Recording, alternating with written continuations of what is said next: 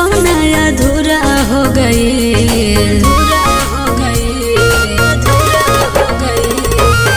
भीम जी के सपना अधूरा हो गई।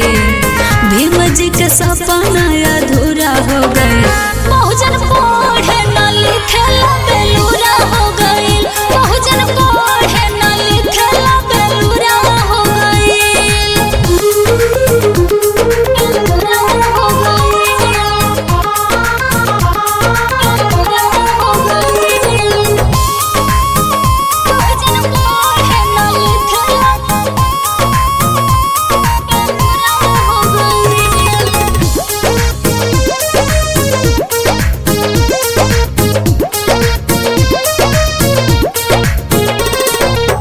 दारू शराब से टूटल परिवार हो। ऐसे लही कन के जिंदगी बेकार हो। ऐसे लही कन के जिंदगी बेकार हो। दारू शराब से टूटल परिवार हो। ऐसे लही कन के जिंदगी बेकार हो। मनोवादियन के सपना पूरा हो गए। मनोवादियन के सपना पूरा हो गई। बहुजन पढ़े न लिखे ला बेलूरा हो गई।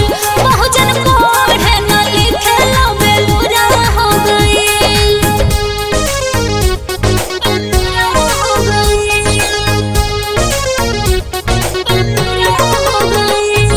म्यूजिक बाय रोशन राजा जिया।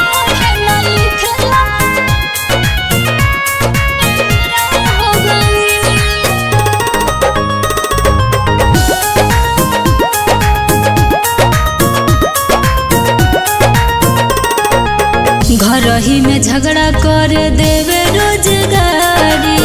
आपस में लड़के चलावे लोग दुनाली। आपस में लड़के चलावे लोग दुनाली। घर ही में झगड़ा कर देवे रोजगारी।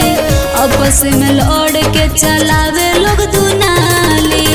गोलू गुड़िया बड़ी बुरा हो गई।